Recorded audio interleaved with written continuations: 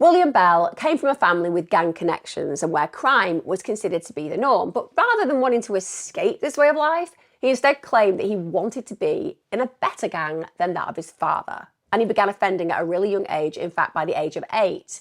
By the time he was 18-year-old, he had over 100 convictions. He demonstrated aggressive and antisocial tendencies and didn't seem to experience any remorse whatsoever once he'd engaged in extreme violence. Whilst on parole, after being imprisoned for aggravated robbery, William was fired from work experience at the Mount Wellington Panmure RSA, but rather than accepting this rejection, he decided to take the ultimate revenge. This is the horrifying case of William Bell and the RSA murders.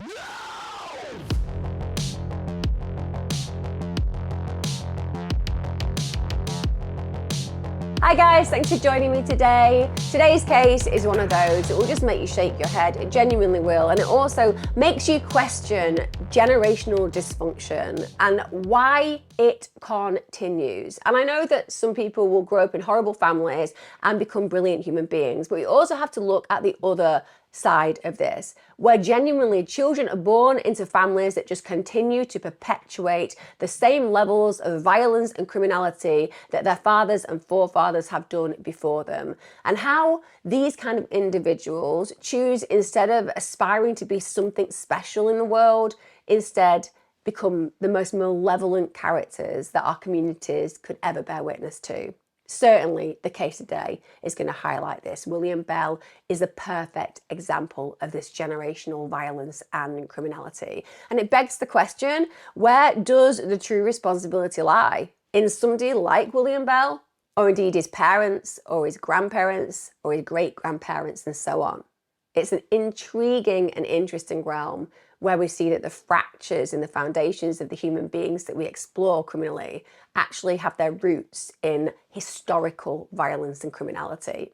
For those of you who are new to my channel, I release my content on a Wednesday and a Sunday, so if you like crime and you like consistency, then this is certainly the channel for you. If you haven't subscribed, why don't you get your notifications on? Because I will be putting out extra content on this channel, so I'm always going to be consistent. You're always going to get Wednesdays and Sundays, but I'm going to be throwing in some extra cases because I do love you guys, and because I'm trying to make more time to do more content. Also, if you do want to get your hands on one of my favourite bad boys, True Crime Queen is out.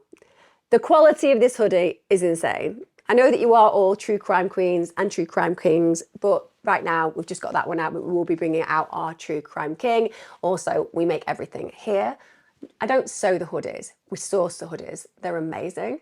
But at the end of the day, we print everything here, we send it all to you. So it is a little home industry, it's very personalised. And I know that a lot of you get in contact with us to say that you like that personalisation. It will always be that way because you are super special. Let's get on with today's case. So who was William Dwayne Bell? He was born in 1978. He was born in Mangaia, South Auckland in New Zealand. New Zealand is such a beautiful country, it really is. I hate it when there are blights on humanity in areas that I have just genuinely loved. It's a gorgeous place. And people who come from New Zealand, super friendly, lovely humans. Genuinely enjoyed my time there, and is a place in my heart that feels like there is a void, because really, I think they should just give me residency. Apparently it's not that easy, particularly at my age, but the beauty of New Zealand is it's enormously spacious. You have so much freedom, so much space, and the people there are really tolerant. That's the way I would describe my experience. And you think about this kind of individual being born in a place and space that, to all intents and purposes, is super safe. It really is impactful because these kind of human beings cause such havoc, and this human being is certainly going to do that.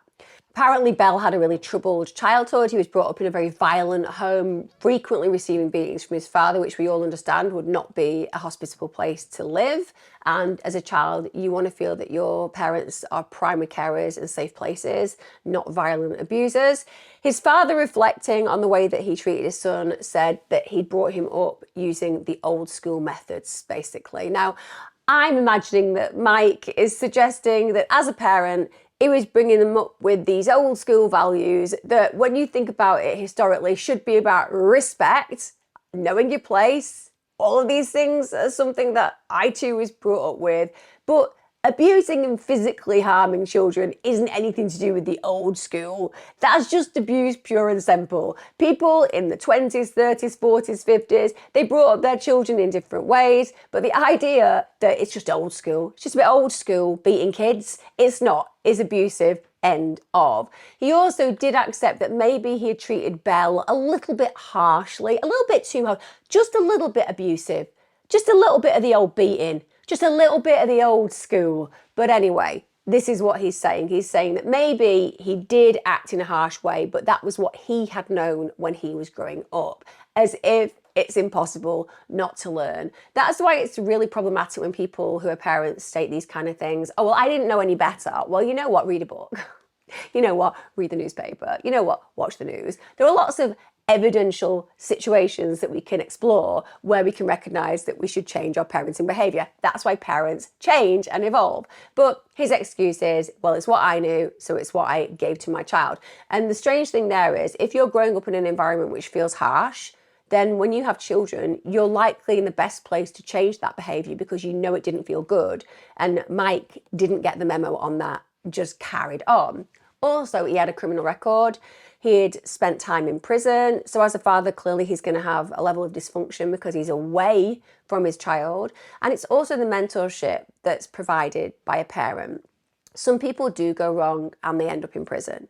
And they mend their ways and they return home and they continue to live a pro-social legal life. Even though them being away for a period of time is not ideal, and of course that's going to impact on a child that they're meant to be around, the truth is that if the child can see that that person's taken responsibility and accountability and indeed changed, it can be a lesson that is positive. Still not ideal, but nonetheless, it can be positive. In this case, he's a repeater of offences. So that's going to add to the dysfunction. And as a role model, it's going to provide a very poor role model. And both of Belle's parents had connections to gangs. So Mike, his father, was a member of the Mongrel Mob Gang. And Mike said that Belle, from a really early age, had said, I want to be in a gang just like you when I'm older. But I want to be a member of a gang that's bigger and better than the one you're in. Now, when you break that down, even though it's toxic, it also makes perfect sense. We love our parents, even parents who are horrible to us. We will often have really strong alliances and allegiances to them because they're ours. They're our familiarity. They might not offer us security, but it's the only security we tend to know, even if that's a dysfunctional one, even if it provides us with a myth of security, so to speak. So for a child to look at a parent, particularly a parent who's feared, and you would be feared if you were in the gang his father was in, then there's a level of respect that comes from that. And also you look at your parent and you think, what is it about them that I can relate to? And for Belle, it's the fact that maybe he too could emulate what his father does, which he can, because clearly you can join a gang.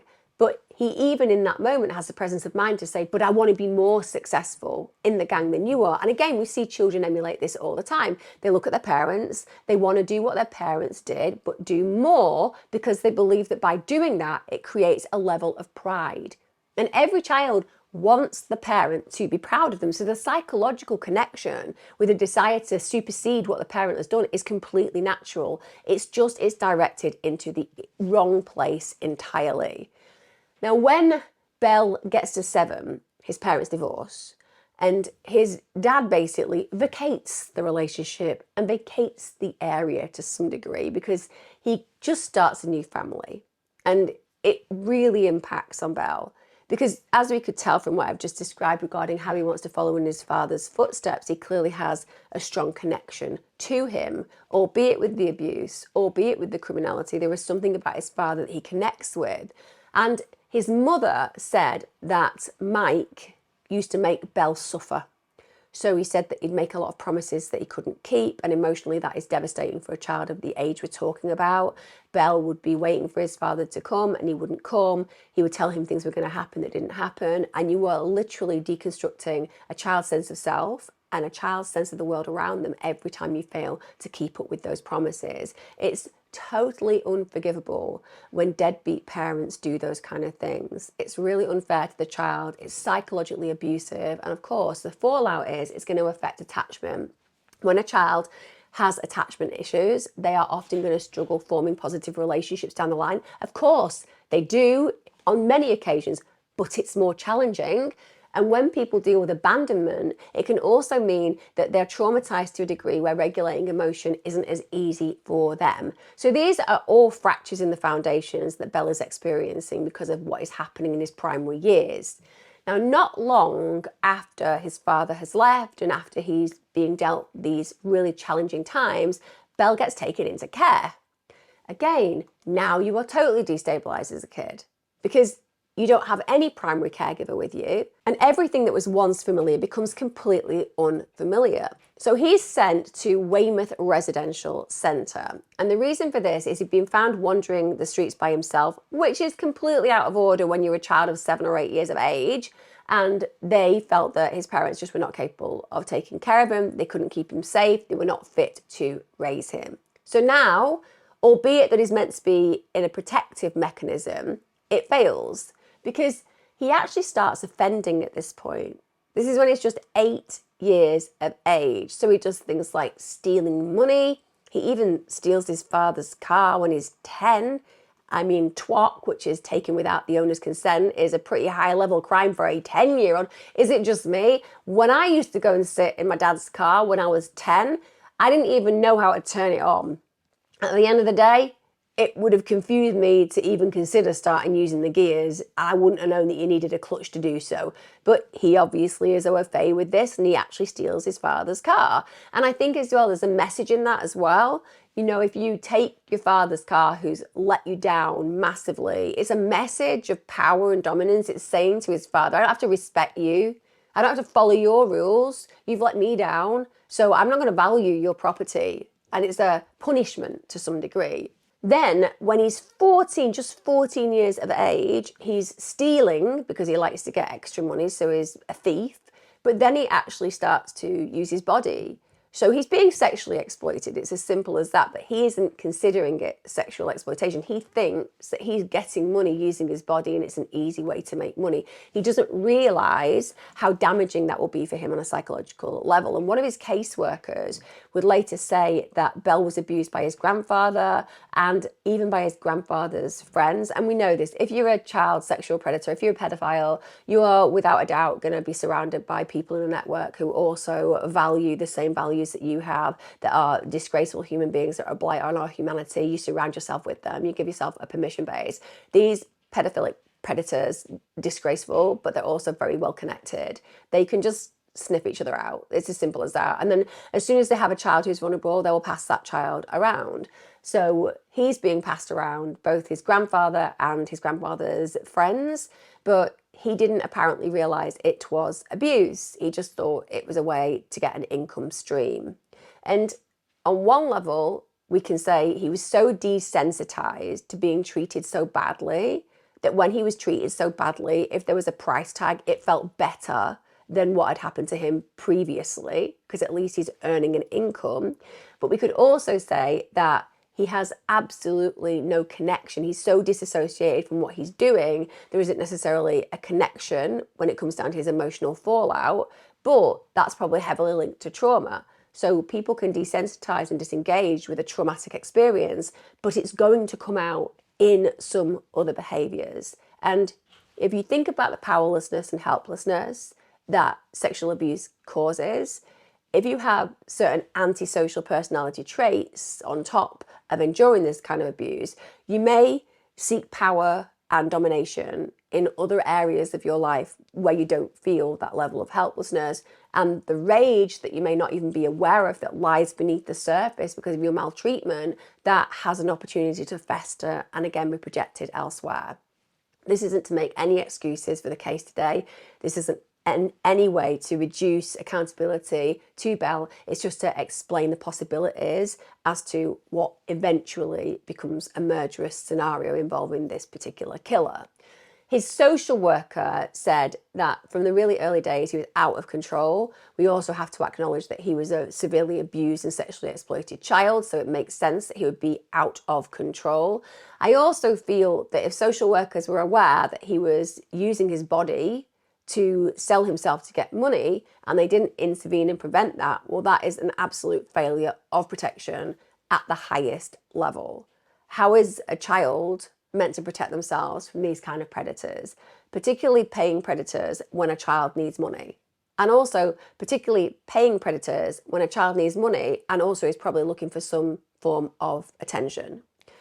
The social worker said that the longest she'd known him actually stay out of trouble was just 3 months.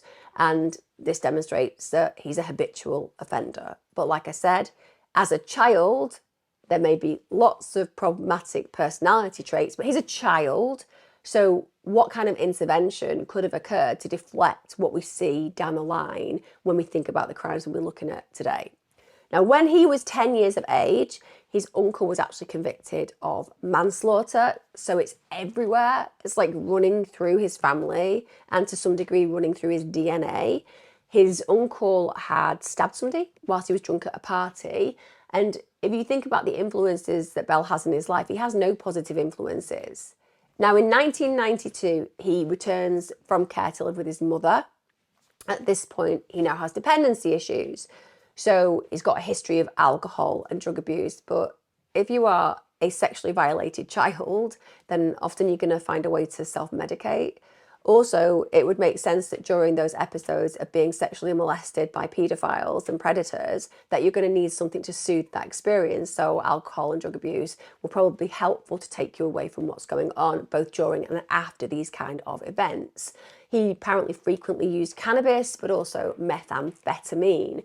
So interesting, because you're looking at two sides of a very different coin when it comes down to drug use. Cannabis, of course, is something that many people feel mellows them out, and then methamphetamine is something that really riles them up. So again, it suggests a chaotic character where he's concerned, needing the energy and the excitement and the vigor that he probably believes methamphetamine gives him, versus the relaxing, chilling, and maybe dosing out the feelings that he has using cannabis. That could be an explanation why he goes with those particular drugs. And of course, alcohol we know is an anesthetic, it makes you forget. Now in 1997, this is when Bell is 19 years of age, he gets involved in a really horrific, out of the blue attack, I would say. So he attacks a worker at the mobile service station. So he just attacks this worker with a baton and then steals money from the cash register. Now the victim very fortunately managed to escape. He locked himself in the bathroom. This is after the initial beating. But this initial beating is likely to have turned deadly if he hadn't been able to escape. And when Bell starts to actually bash down the door, which must have been utterly terrifying for this poor employee, this guy manages to run past him using a chair to basically keep him at bay. So without doubt, it is an absolutely lucky escape that this guy survives at all. Now, when it comes down to Bell's motive for the attack, when they ask him, why on earth did you do this? He said, and I kid you not, I wanted a job at the petrol station, but I wasn't accepted for the position. Like, just break that down for a minute.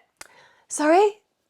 Yeah, I wanted a job at the service station, so they didn't give it me. Okay. You do realise that when you apply for a job, there are other applicants and there may be an applicant who's better than you? Yeah, but I don't think they should be. Do you not think that maybe not beating people would be a good start if you want to actually get a job? Well, I think that, maybe beating people into giving me a job could actually be a way forward. Honestly, that was what he said. Not that I've just said, but that's what he said. He said the motivation was the attack was that he hadn't been accepted for a position. So the person who was actually behind the desk, that person represented a blocker to his success. Maybe he even projected that that person got the job over him, and how dare that person who got the job over him. But also it demonstrates that lack of impulse control, because the idea that you would go and you would actually physically almost kill somebody because they hadn't accepted you for a job that lots of people have applied for means that he hasn't got the logical understanding and consequential impact of his actions when he considers what he's going to do. And this is also why I said earlier on, when you've got that festering rage within you about helplessness, and then somebody makes you feel helpless again, you can use that to give you permission base to take out all of that anger, that seething resentment that you have for the world that you've experienced, and project it onto an innocent party. In this case, some poor guy who is just serving at a petrol station.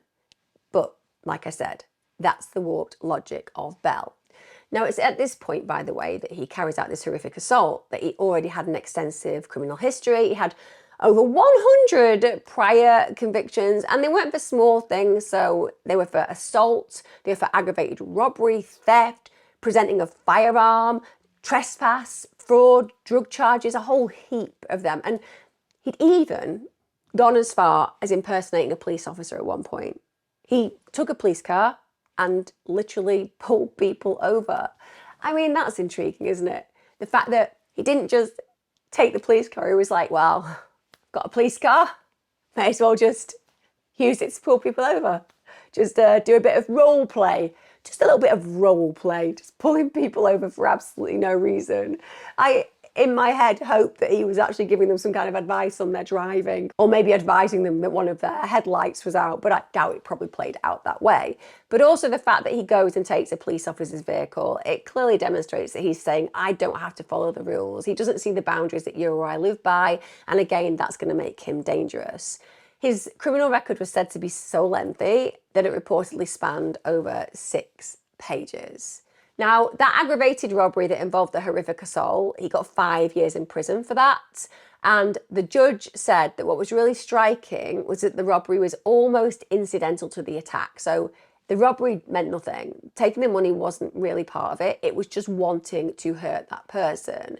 And he had reportedly said to his victim whilst he was attacking him that it's not the money that matters to me. So he's even letting that victim know as he's beating him, this isn't why I'm doing this. And that must have been even more terrifying for the victim, because they're thinking, please let this be a robbery. Please let him stop beating me and just take the money and go. The fact that he's saying this isn't about the money, well, that's going to confuse the victim. It's either going to be that they're going to kill you, that's why they're beating you, or they're doing it for something that you're not aware of, that you can't solve because you're not aware of it. The judge also said that there were aspects of his personality which indicated a tendency to antisocial behaviour. I'm really sorry that I laughed at that point, but I don't get it when a judge says something so obvious. This guy literally beat up an innocent person doing their job because that person got the job or was working at the place where he wanted the job, and that was the only motivation.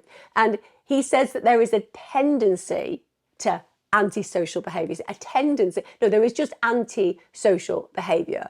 It's not a tendency for it. No, it's not something that I'm drawn to. It's not something that I tend to resort to. It's something that I am. He is antisocial, full stop. And he did say that he felt that antisocial behaviour was ingrained in him. It does. It runs within his veins. Like I said, it's clear that it runs within his veins. Bell was released after only serving around 2/3 of his sentence. This is in 2001. And the reason that he's released after just doing 2/3 is due to a law which applied automatically at the time. So the parole board weren't even able to challenge it, no matter how dangerous this human being could have been. But they did actually make some conditions that he needed to adhere to once out in prison. In the UK, we would have a license agreement where somebody has to act in accordance with their license. And if they don't, they can be returned to prison. In this case, Bell was told he had to attend counselling for his alcohol and drug use. He had to get a job, which had to be approved by his probation officer. He also had to see a psychologist. Unfortunately, Bell was like, yeah, I'm not going to do any of those. And at that point, he should have been returned to prison. If you're not following the conditions of your release, you're not safe to be released. I'm just throwing it out there. But apparently they didn't get the memo for that. So in 2001, he gets hired for work experience as a bartender at the Mount Wellington Panmure RSA. The RSA stands for Returned Services Association. Now, he didn't actually tell his probation officer about this role, and you understand why. The probation officer is not going to want him to be working at a bar. This is a man with a violent tendency in his nature, according to the actual judge, and he's somebody who we have seen can't handle anger very effectively. And on top of that, he's somebody who has had drug dependency and alcohol dependency issues. So a bartender is literally the worst job anybody could ever be given. So he's not going to tell his probation officer because the probation officer is clearly not going to validate it. Equally, we have to question the motives that he has for getting the job. Clearly, it's not about ingratiating himself to his probation officer because he's not telling them. Maybe it's because there is money coming in to the bar and he feels like it will be an easy take, so he can steal quite easily from it. Maybe it's because it will give him free access to alcohol. Or maybe we could say at the very core root of hope that he's thinking, oh, I could do with a bit of work experience. I'll get a job and up my skills, but I doubt that was the one. But like I said, probation, I'm not aware of it. And if that had been the case, they would have stopped him doing it. The staff straight away are like, we should not have this guy working here for all the reasons that I've just mentioned, but also because they were in an experiential position where they noted that there was something truly wrong with him. They didn't trust him. They found him really rude. So even though he was doing work experience, he was fired after around 2 weeks. So they didn't give him a go with respect. Bell didn't take the rejection well. I mean, we know how he's been when he's applied for a job and not actually got it. He almost killed somebody then. And now here we are in a similar predicament where he's actually had 2 weeks of his life doing this work experience, and now he's been told no more. And the office manager, a woman called Faye Hjorth, she reportedly told him that he wasn't fit to clean the toilets and to piss off and not to return. Now, I don't know whether Faye Hjorth did that. I do not think he's kind of a savoury character that we'd be like, it'll be fine to say this kind of things to him. I think that saying to somebody that you're not fit to clean the toilets and to piss off, it's very, very inflammatory. And let's be honest, Belle doesn't come across as the quiet, retiring type. If I had been Faye, I would not have said that to him. And I do not believe that she will have actually spoken those words. But either way, she has to let him go for very good reason. But unfortunately, in doing so, she has absolutely no idea of the fate that she has sealed for certain members of her staff. Because Belle is not going to accept this quietly. He's really angry. How dare they? How dare she tell him that he's not wanted? And bear in mind, we were talking about if you have those personality traits that are really antisocial and it sits on a bed of festering and seething resentment because of your own experiences, and you don't like feeling that level of helplessness and abandonment that you had as a child, and it all comes to this position where you can project it in a direction that is undeserving, but nonetheless that you have power over, it can be a cooking pot of really problematic possibilities, and it will absolutely be in this case. On December the 8th, 2001, Bell returns to the Panmure RSA. It's 8 a.m. in the morning. He's obviously therefore thinking that the day staff are going to be present because it's 8 a.m. He's driven by his friend, a guy called Darnell Toop. He was 23 years of age at the time, and he was told he had to wait outside as a getaway driver. At this point, Bell goes into the RSA. He's actually wearing a police shirt. He's obviously returned to that scenario where he thinks that by stealing a police car or wearing a police shirt, that somehow he has the authority to do what he's about to do. And the reason he's likely wearing a police shirt is multifold. First of all, if you walk in wearing a police shirt, I'm going to instantly think, oh, is he a police officer? Even if I know that he was just doing work experience at the bar, I'm like, is he actually a police officer? It puts me on the back foot. I'm not going to challenge you. Secondly, that's going to give you some space and time to plan to do whatever it is you're planning to do. And thirdly, authority figures have power. So as an authority figure, we don't like to question people in uniform because we feel that they're in charge. He knows all of that. Equally, he's probably wearing it because he likes the feeling of confidence it gives him.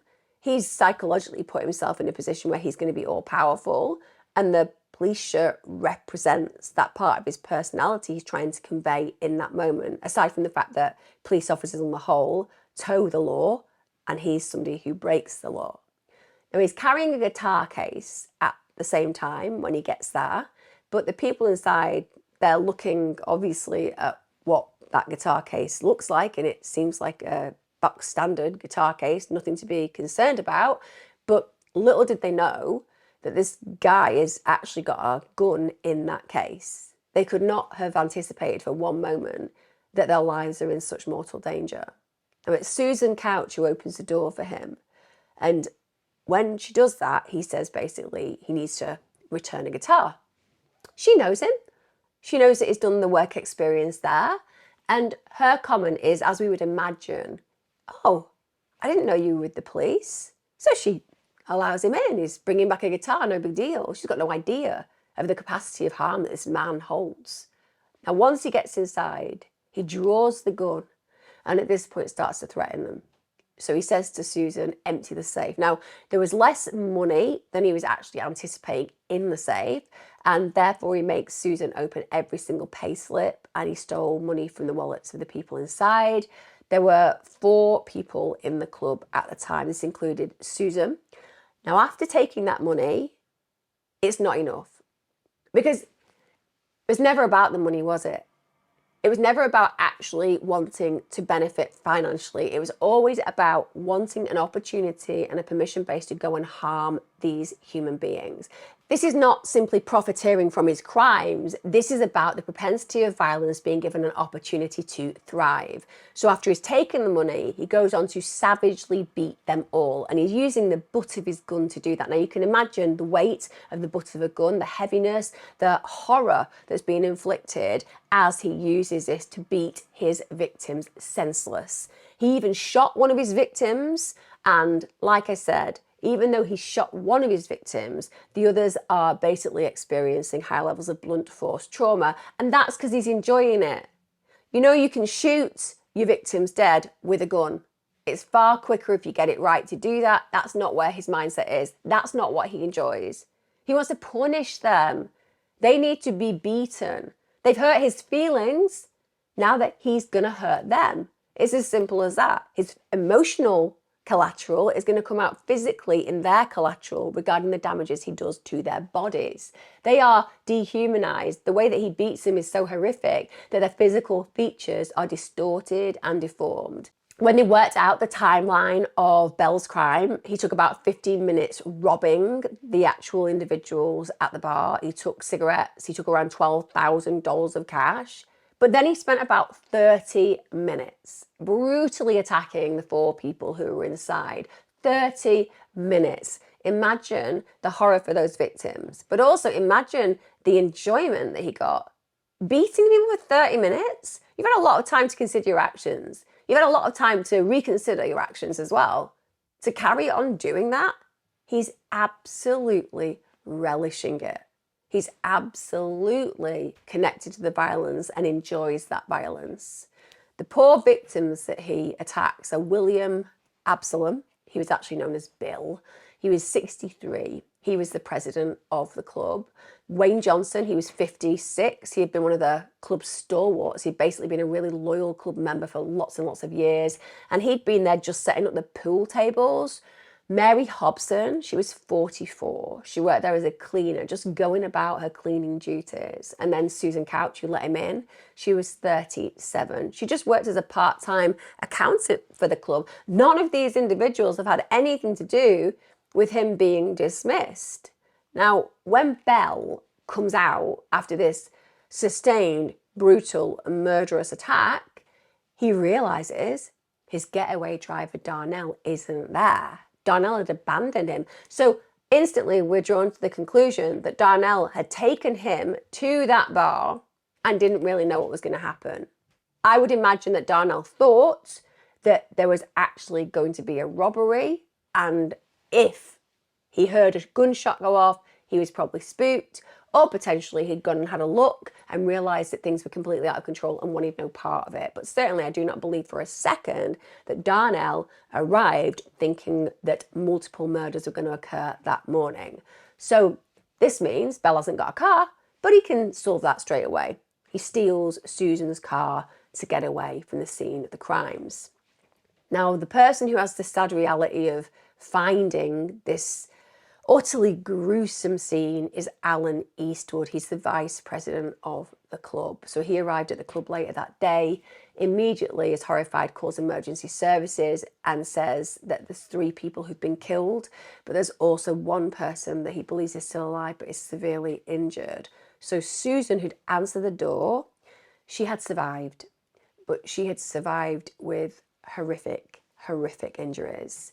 Apparently she was lay on her back, she was breathing really heavily, she was moaning at the same time because she was in absolute pain and agony, and he said the left side of her face was just unrecognisably swollen, and of course because he would be hitting her repeatedly with the butt of the gun, and when that's happening you're not going to turn your face over so the person's going to have opportunity to do the other side. You're going to be rendered helpless and keep your head there. That's why one side of her face was so badly damaged.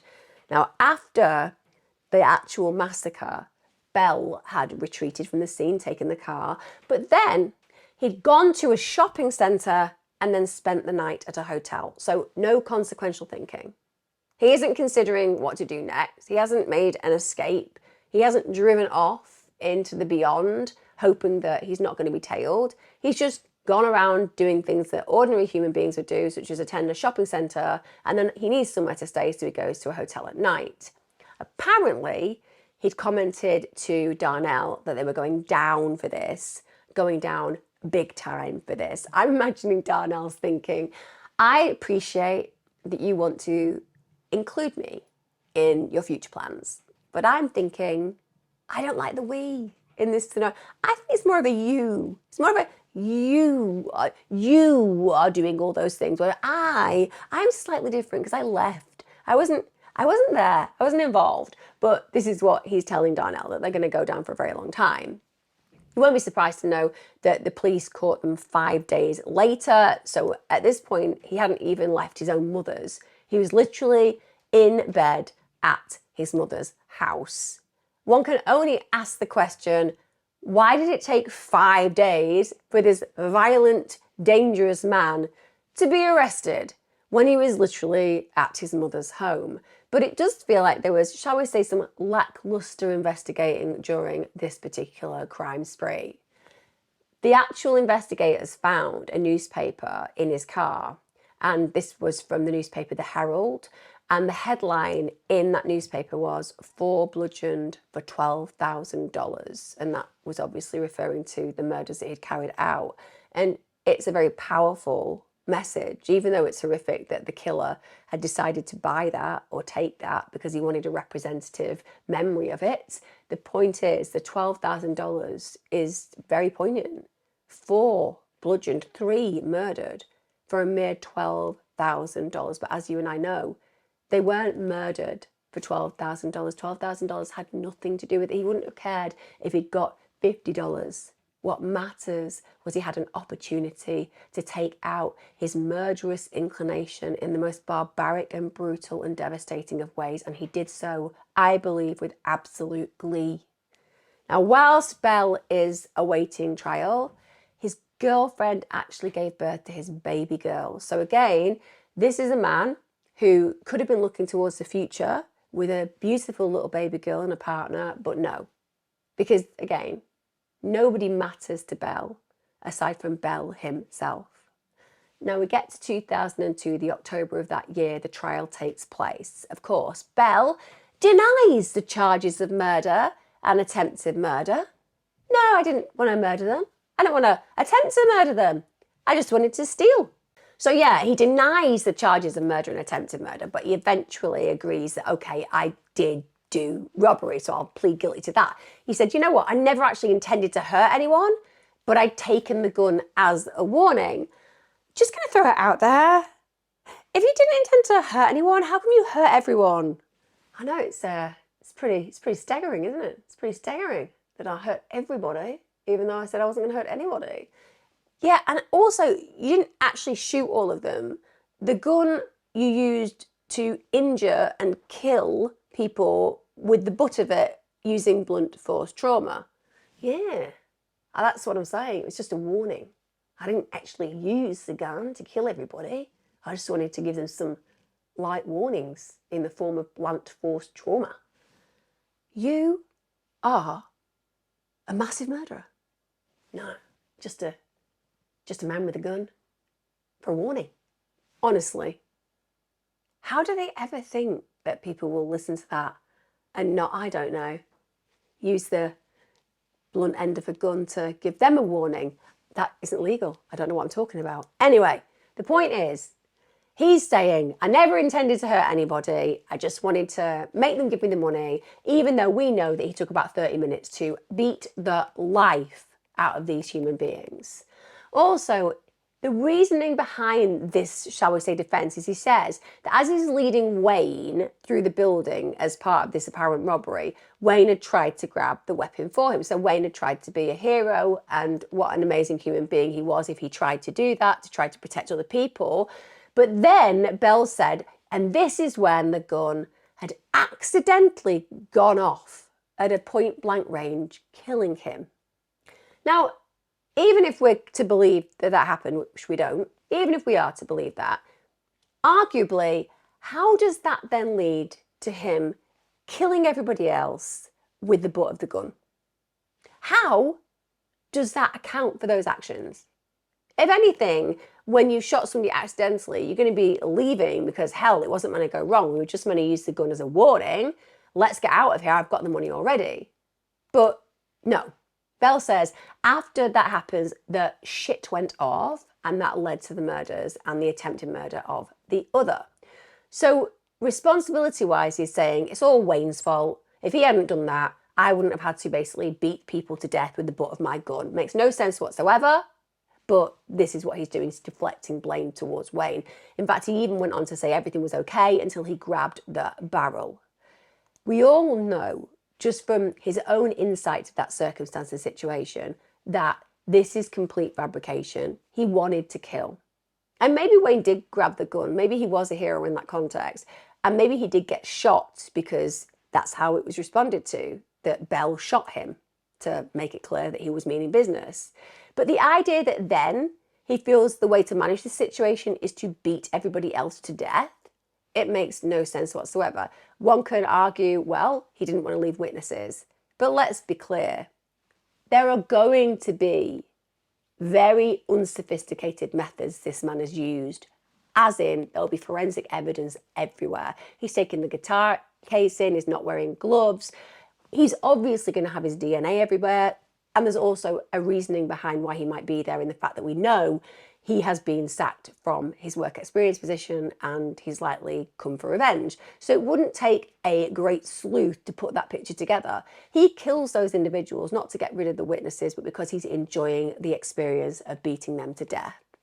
Now, it was heard that he and Darnell had been drinking alcohol and smoking cannabis the night before. He also said that he'd been using methamphetamine, and he reckoned that when he reflected on what went on in the club, that he had, quote, blacked out. That's what he told family members. It's unbelievable, isn't it, that people can just use this kind of excuse. I just blacked out. I mean, I have very, very occasionally in my past. I'm not a big drinker. I'm just not. And also, alcohol and me don't always get on. And so it's not something I engage in a great deal. But I do remember on one occasion, I was really, really nervous, and I did end up drinking some neat vodka, and I don't remember anything else. Apparently it was quite hilarious getting me back home. I'm not going to talk about it more than that, but my brother did humiliate me on many occasions, referring and reclaiming that moment for himself because he was the person who had to take me in the cab. The point is, you do at times black out, but at no point would I have been capable of doing what I've described in this crime. I wasn't capable of getting my boots off. So yes, you don't have a memory of it, but you certainly haven't been able to construct such a chaotic, traumatic and brutal murder as I've just described. But how convenient it is for him to suggest that he has no recollection of it by introducing this apparent drug-induced psychotic episode. Now bear in mind, every single one of the victims had suffered from extreme wounds to the head. And apparently Wayne, who was shot, he also had been bludgeoned after he'd been shot. Now, of course, we do have a survivor, thank God. Susan survived the beating, and she had been so close to death. It's not that she is lucky. No one is lucky surviving what I've described. I cannot imagine the trauma that woman has been dealt and the suffering she's endured. And her suffering is going to have been emotional, but wow, physically, she was really badly affected. So she had blood clots on the brain, she had a fractured skull, she had broken arms. Just put that into context, broken arms.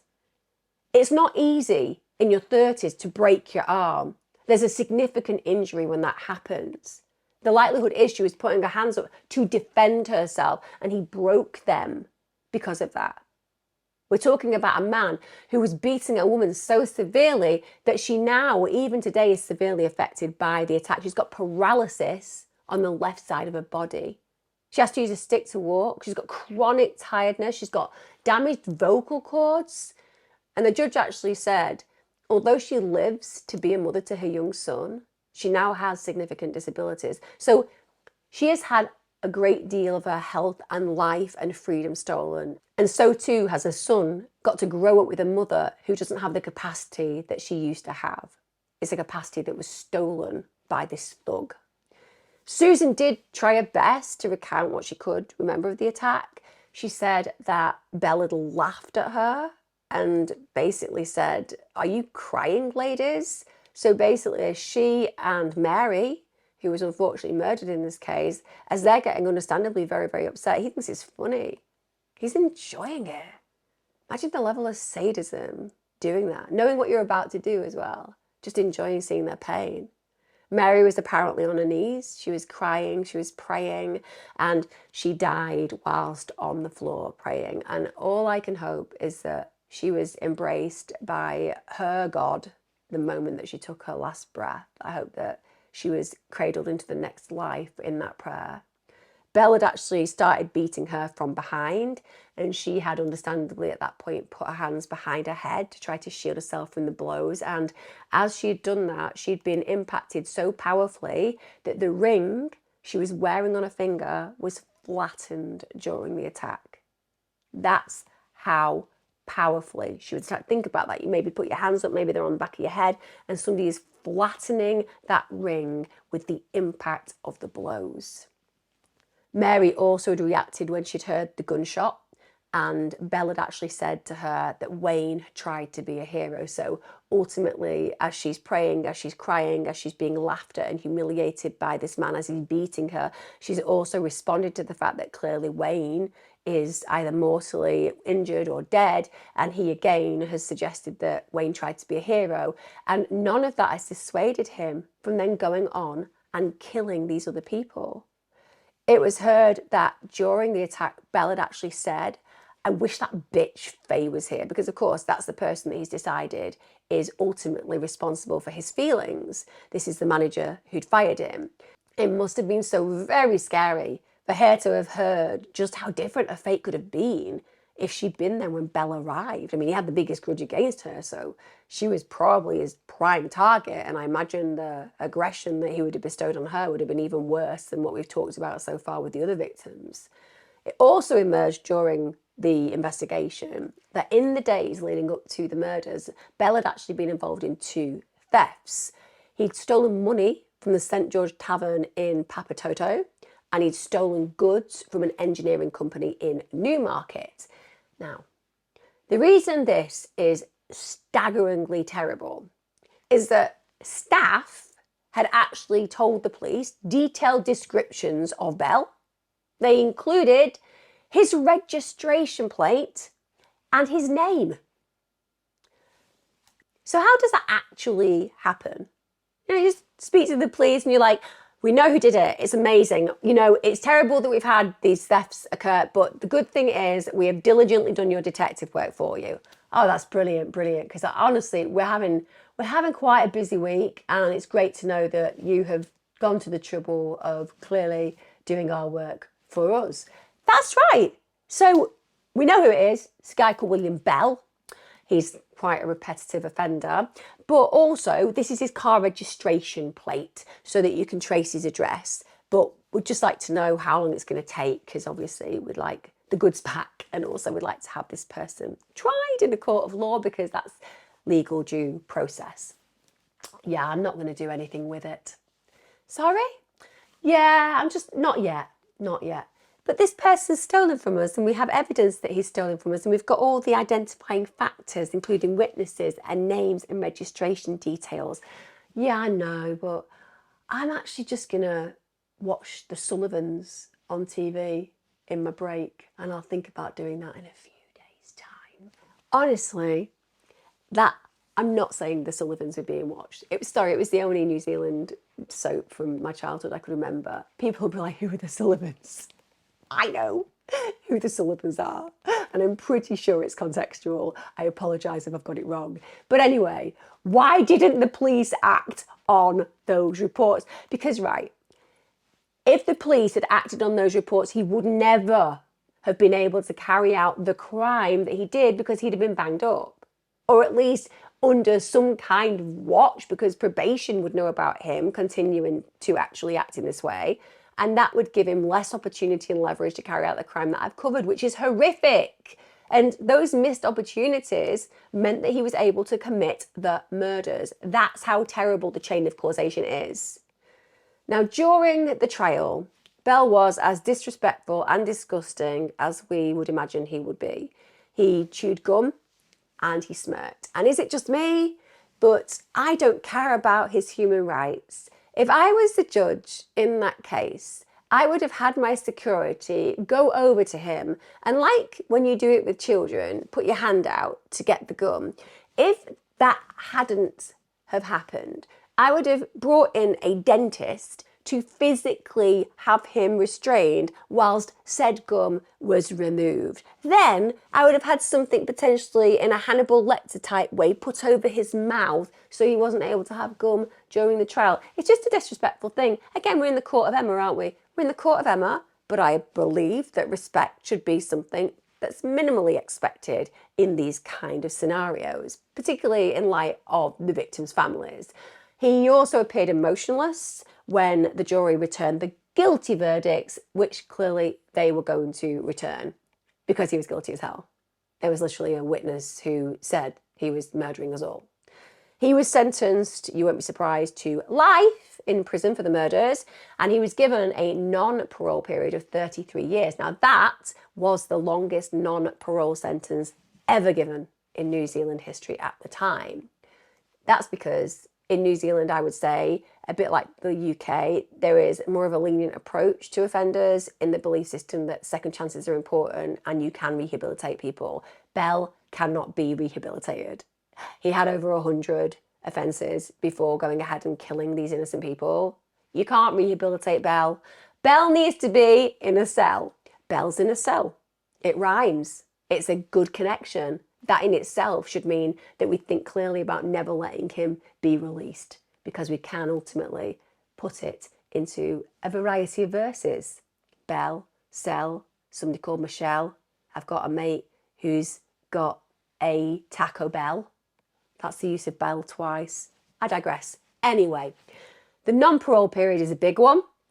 And bear in mind, this then gets appealed. Of course it does. And for some unknown reason, they're like, let's reduce it to 30 years. Why? Why don't we increase it to 68 years? Why don't we increase it to 3,764 years plus 20 years because he chewed gum in court, plus 50 years because he smirked in court, plus another 1,000 years just on the off chance that that wasn't enough to rehabilitate him.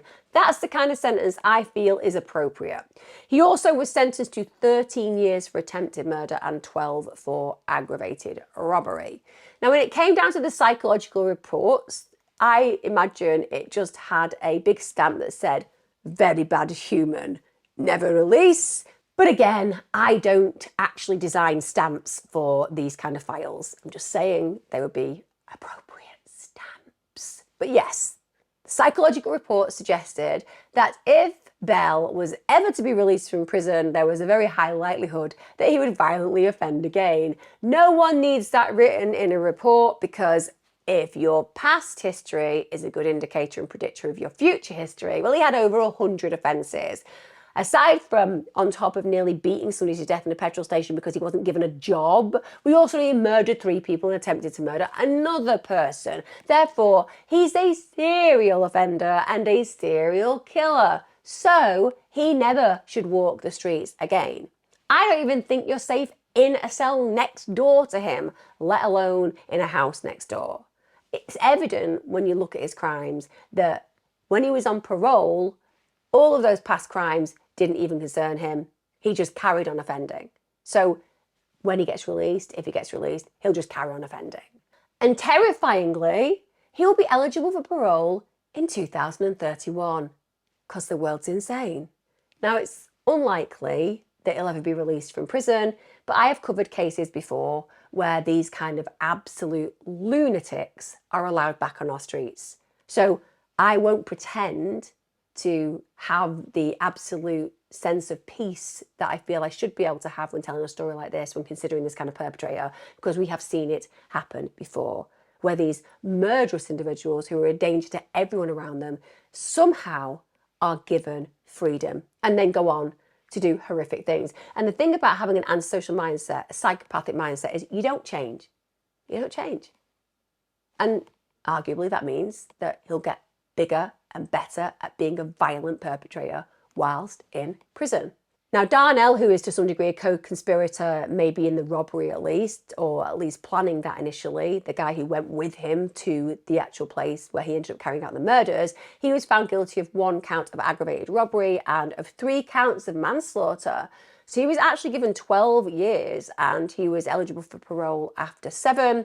He was actually found not guilty of the charges of murder and attempted murder, which makes sense. He wasn't actually doing it. He wasn't involved in it. Yes, he definitely went and he certainly is guilty of requiring a sentence, but he was not at the level that we're talking about where Bell is concerned. In fact, Darnell's defense really argued that Bell had conned him into acting as a getaway driver and said that he genuinely didn't realise what the extent would be in the RSA. He didn't know the plan of actual violence that was going to occur and couldn't have planned for that.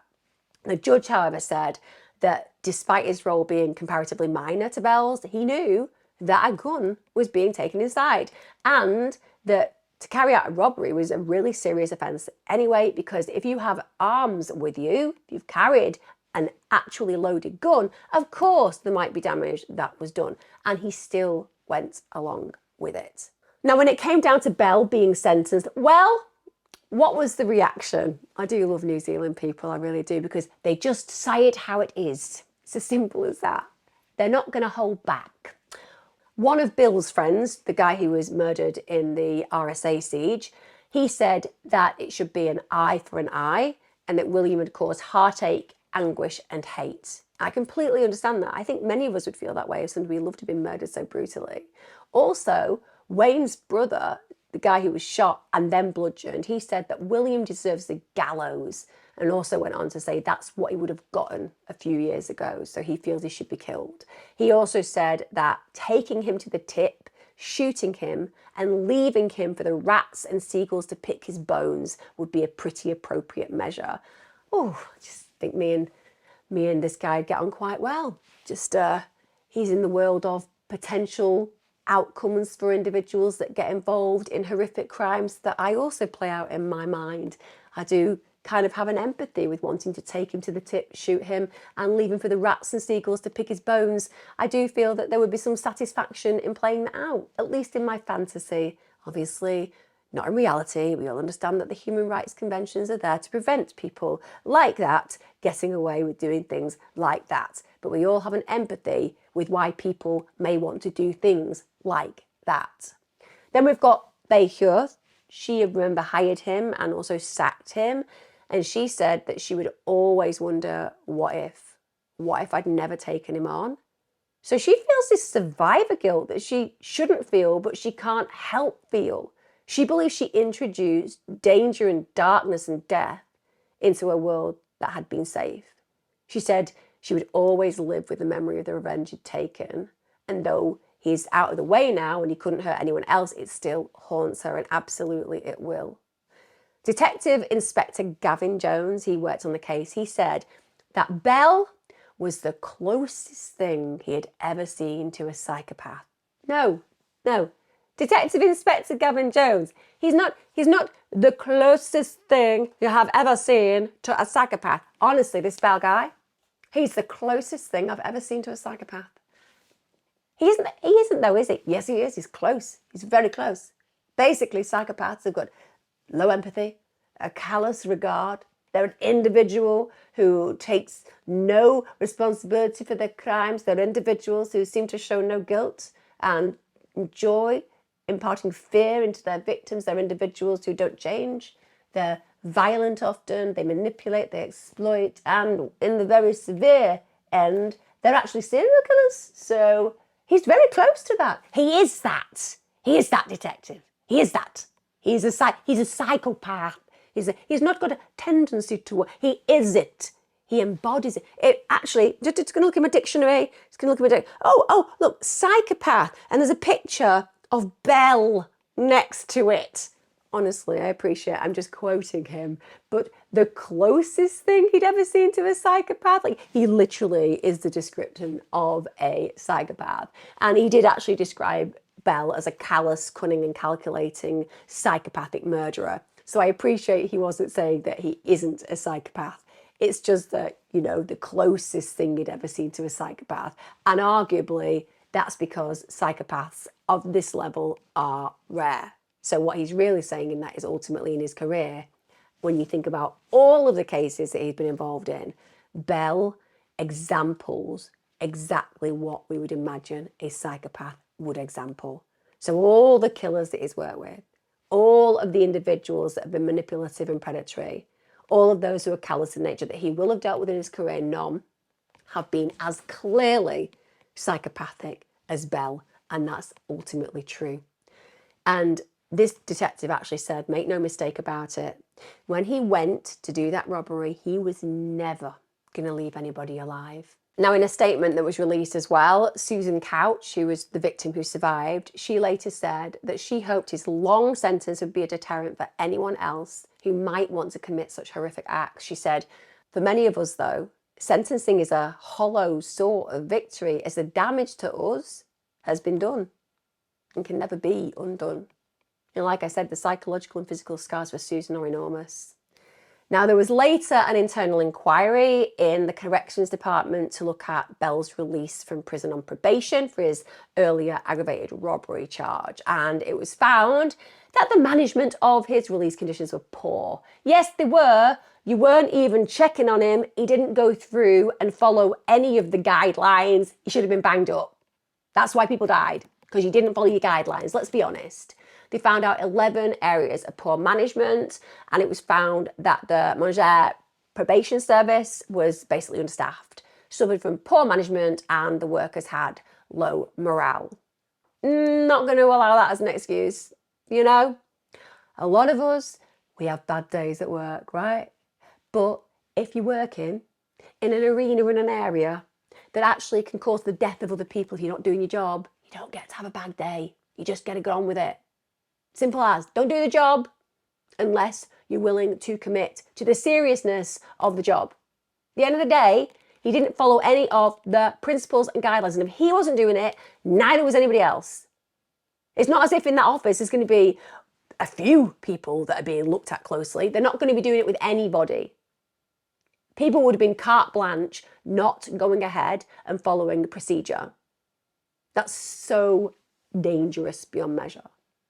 And it's terrible that these kind of heinous crimes have to highlight these failings, because the idea that others could equally have been out there doing exactly what he was doing without any kind of protective mechanisms, it's terrifying. And suddenly these kind of heinous crimes occur and then everyone takes a look. But bear in mind the damage that must have been going on with other offenders who were out on parole, not being supervised. Without a shadow of a doubt, that is horrific and terrifying, and an indictment of those services. Now, in May 2004, Bell was actually found hanging by a bedsheet in his cell. So a nurse had actually been due to give him some medication. He was still breathing. They then take him to hospital, and they did get him back into prison the following day. But they genuinely felt, authority-wise, that he'd actually done that as a part of an attempt to escape from prison.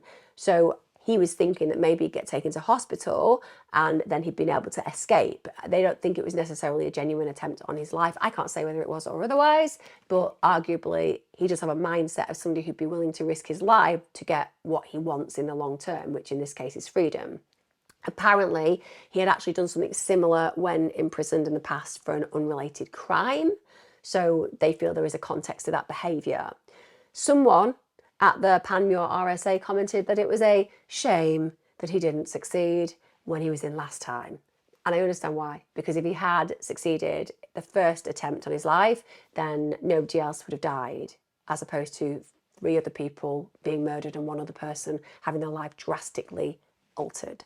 She also commented that the majority of people who were in the RSA felt exactly the same. So they were not bestowing any sympathy or empathy onto Bell. They essentially wanted him dead.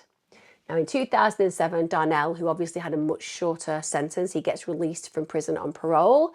However, he was later arrested again on the charges of injuring with intent and also driving while disqualified. So it's good to know the system's working really well and is reducing reoffending.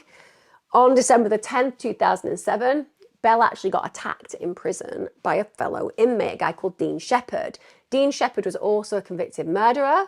Whilst Bell was actually in the telephone room making a call, Dean walked in and out of the room a few times. Apparently the reason he was doing this, kind of coming in and leaving, was he was trying to prepare himself mentally. Then he attacked Bell with a weapon that was made from a sharp metal, components of a lever arch file, so he kind of fashioned a shank, I suppose, and he actually stabbed Bell in the left eye. Then when Bell fell to the ground, he actually hit him on the back of the head in an apparent frenzied rage. And Dean just constantly was going for the eyes, but Bell actually managed to protect himself from further damage. Understandably, he was going for the eyes because you're going to be able to do irreparable damage there if you manage to land blows with a sharp implement. So it was clearly very premeditated and clearly a very dangerous attack.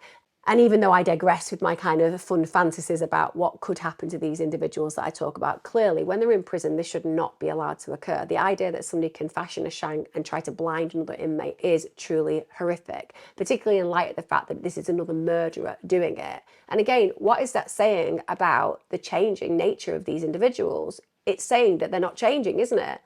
We have a murderer going and trying to murder somebody else in prison. Now, as soon as Dean had been forcibly removed by prison guards because they heard the screaming, Bell was taken to hospital. That's where he was treated. He had indeed suffered from a punctured left eyelid. He had internal bleeding. He had a fractured eye socket, and he had a lot of cuts and bruises and abrasions on his head and face. Dean was actually sentenced to 10 years in prison for that, and that will be served concurrently to the 17-year sentence he received for murdering his landlady over a dispute about rent. Genuinely. Just like Bell, Dean is the same kind of mindset, isn't he? And also, concurrently, what is this concurrent BS? He almost killed another person in prison and he's just going to get 10 years, but it's going to be served at the same time as a 17-year sentence. He's somebody who's shown he's not safe to be in our community. I know this is a different case, but it blows my mind that they're just like, oh, we can serve it at the same time, not after the 17 years. So it doesn't become 27 years. He got no consequences for doing what I've just said. Now, in court, Dean said that his motivation for attacking Bell was that he was sick and tired of making derogatory comments about the people he'd killed. So even though Dean killed his landlady in an argument over rent, he has a spectrum of acceptability. And Bell talking negatively about his victims is just a step too far. Murder, not a problem. Go ahead, murder over really petty things, crack on. But the minute you start saying negative things about the people that you've murdered, well, that's a step too far. I'm going to get this shank, I'm going to blind you. Honestly, that's his mindset. You cannot work with this kind of logic. He said that he'd actually sharpened the pieces of metal for 2 hours to use in the attack, so one imagines he isn't very ashamed by it. I don't know. Often we downplay these things, don't we? Oh, I just found it. Just found it. Just found the shank. It was just there, and then I just did it. I wasn't really thinking about it. Not him. He's like, I sat and I sharpened it for 2 hours before trying to take his eyes out for saying nasty things about people and using hurty words about people. Nothing to be scared at. Let's just give him exactly the same sentence he had before. What's to worry about? What's to worry about? What can possibly go wrong? What can possibly go wrong? Anyway, that actually happened. Now, in 2012, Susan, who was the victim in that horrific robbery and murder, she sued the corrections department for $500,000. She said that Bell was not being adequately supervised when he was released from prison when he carried out the attack, and she was eventually awarded $300,000 in punitive damages 11 years later. 11 years. Disgraceful. She's a victim because of their failures, and yet she has to wait 11 years and then only gets $300,000, which, when you consider the injuries that she had, is nothing. And her lawyer actually said that they still need to receive proper compensation, as the amount that was given came to just $10,000 a year for over 30 years. And that's true, because she's going to live more than 30 years. So it's going to be negligible. And he believes that a sum that would actually respect what she went through would be about $10 million, because she'd suffered extraordinarily. And she has. She actually had to go on social welfare because she's had these life-changing injuries. And she said that she had really mixed emotions about the money she received. She said it was the closest thing that she got to an apology, and that was at least a validation of her suffering. And she commented that she was just absolutely exhausted. She dealt with it for such a long time, they'd drawn it out for such a long time, that just getting something that was at least close to them saying, we messed up, it was at least something that validated what she'd endured. Now, in 2017, Bell actually got charged for watching a pornographic film in his prison cell, because it seemed you can get pretty much everything in prison, even though you're meant to be serving a sentence for doing these reprehensible things. Obviously, pornography is contraband, and he got told off for that, shall we say, but nothing seriously happened. And then in 2019, Bell had been working in the prison kitchen. I mean, of course. What should we do with somebody who is a violent killer, also has a very poor impulse control, and can act in ways so deplorable that humanity needs to be kept safe from him forever? Well, I've been thinking about giving her a job in a kitchen, because I think one of the things about kitchens is there's never anything that could do any damage to anybody. Isn't there knives? Oh, there's knives. Isn't there like boiling oil? Oh, goodness me, there is boiling oil. Isn't there large, heavy-based pans for catering for large groups of people? Oh, now you come to think of it, you're absolutely right. There's quite a range of implements that could do serious damage. But anyway, it'll be fine. It'll be fine. We don't need to think about doing things like supervising him. Why change anything that's occurred in this individual's lives? Let's just crack on and hope for the best.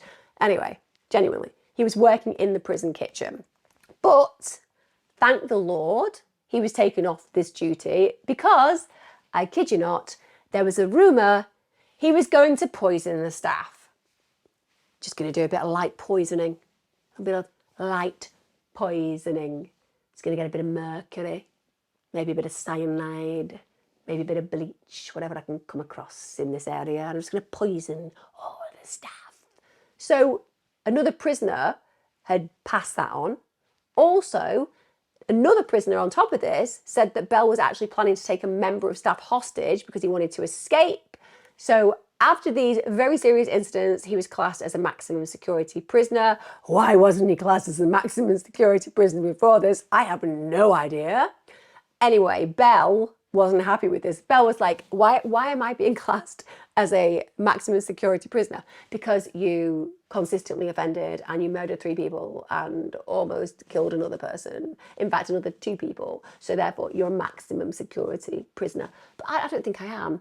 I think that I'm nearly a maximum security, but not quite, because there are others who are worse than me who are in maximum security. So I just think you should acknowledge that I'm nearly max, but I'm not quite max to the max. So I should be allowed to stay in the kitchen with the objects that can kill people, even though I've been shown to use objects to kill people. Anyway, he literally challenges the reclassification of that security status and says, no, I should be moved to a lower security prison.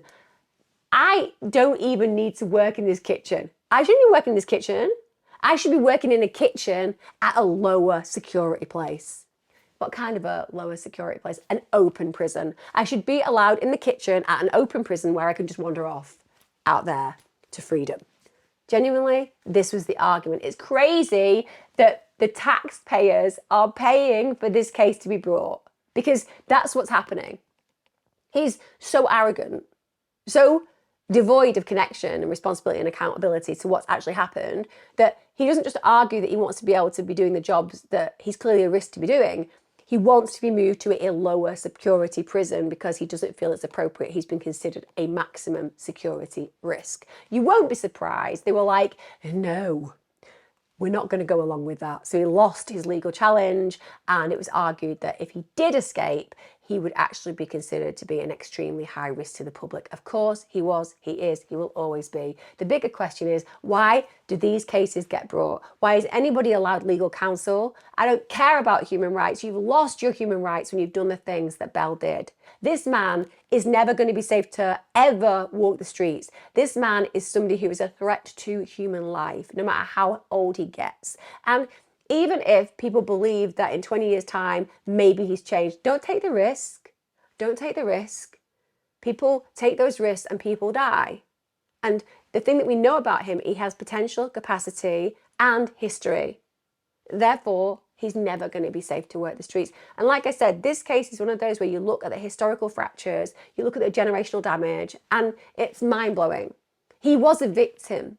He was a terribly, terribly abused child. And I stand by that. I stand by the fact that Bell did not deserve what happened to him as a child. But he has these personality traits and characteristics that are also malevolent and dark beneath the surface. So ultimately, sympathy and empathy we would usually feel and direct towards him, it changes because he held on to all of the darkness and amplified that. That's his true nature. Irrespective of the horror that he endured, his true nature is malevolent. And it's evident by the actions that we've looked at today. Let me know your thoughts. Do you feel that he's fully responsible for his actions, or do you feel that his parents and grandparents, etc., are also guilty? Do you believe that he is somebody who was formed and created a sociopath? Or do you believe that he is a stone cold born psychopath? I'd love to know. Let me know in the comments. And like I said, the only thing that we can hope is that he never gets to walk the streets again. Be safe, guys. See you again next time.